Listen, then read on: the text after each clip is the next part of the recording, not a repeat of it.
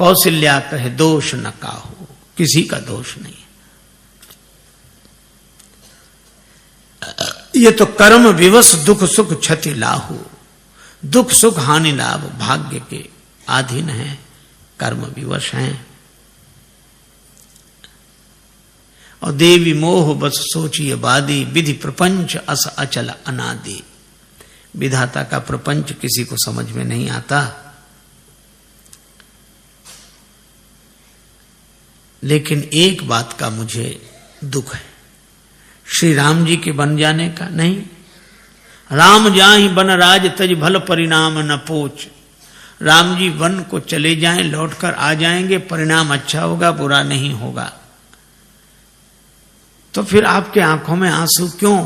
कौशल्या जी ने कहा कि राम जी की सौगंध मैंने आज तक नहीं की, लेकिन चित्रकूट जैसे तीर्थ में मैं राम जी की सौगंध करके कह रही हूं, गहवर ही कहे कौशला मोहि भरत कर सोच।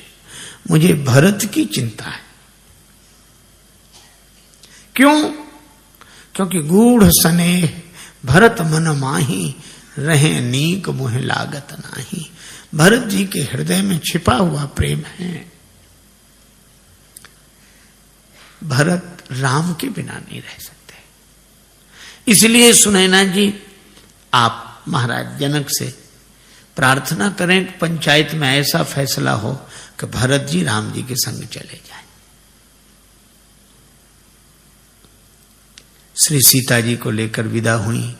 सुनैना जी जनक जी के पास आई। जनक जी ने बेटी को बनवासिनी वेश में देखा। भयउ प्रेम परितोष विसेखी। मन में स्वाभिमान का उदय हुआ कि मेरी बेटी के ऐसे त्याग का जीवन।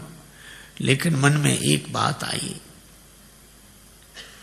किसी व्यक्ति ने अपनी बेटी का विवाह किया बड़े ठाट वाट से। बेटी की विदा हुई, ससुराल गई। दैवयोग दूसरे दिन उसकी मृत्यु हो गई। सभी लोग जुड़े, शोकाकुल था परिवार। उस बेटी का पिता भी आया था। सबने अपनी अपनी श्रद्धांजलि दी। पिता ने कहा कि बेटी की समाधि बनाओ तो उस पर ये 2 पंक्तियां मेरी ओर से लिखा देना। क्या दिया? जो कुछ भी दे सकते थे हम इस उम्मीद ना मुरादी में, कफन देना ही भूले थे फकत सामान्य शादी में। हम यही देना भूल गए थे। जनक जी भी सोचते हैं कि हम ये बनवासिनी का जो वेश धारण किया, ये वस्त्र देना भूल गए थे। श्री जानकी जी की ओर देखकर कहा, पुत्र पवित्र किए कुल दो। दोनों कुलों को पवित्र किया बेटी। श्री जानकी जी माता से विनय करके लौटकर अपने शिविर में आ गई। जनक जी से मां सुनैना ने कहा जो कौशल्या जी ने कहा था।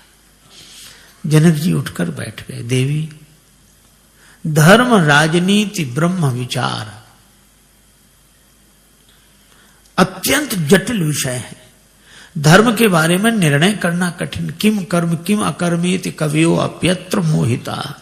बड़े बड़े बुद्धिमान मोहित होते हैं। और राजनीति कुछ भी निर्णय पूर्वक कहना कठिन होता है।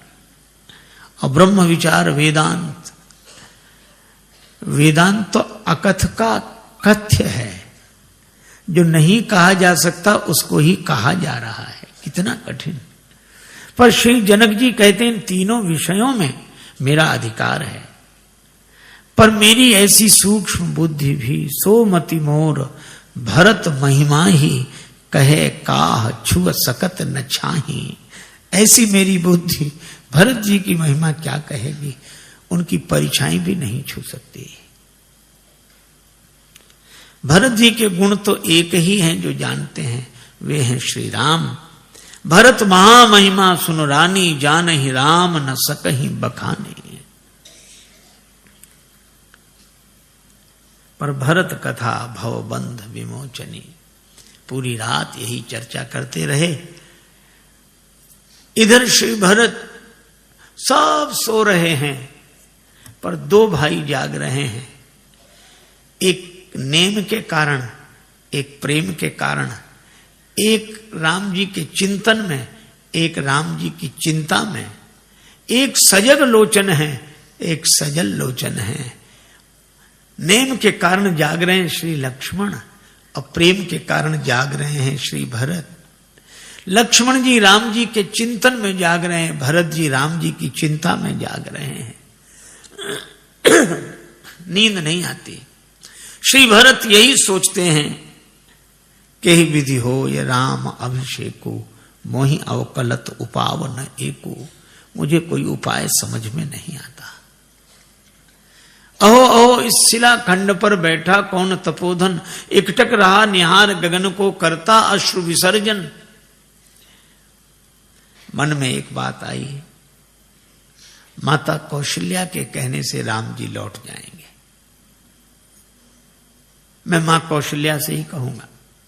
मन में हर्ष की लहर उठी, लेकिन फिर विषाद आ गया।